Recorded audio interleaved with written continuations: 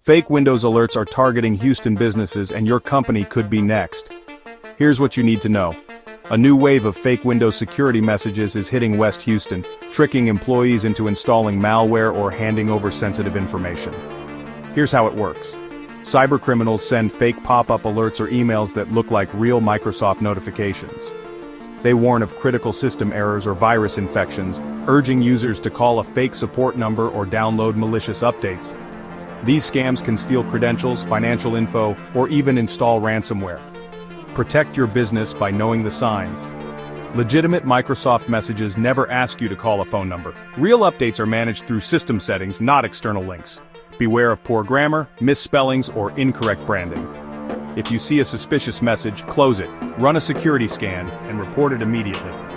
Impress IT Solutions offers real-time threat monitoring, employee training, and endpoint protection.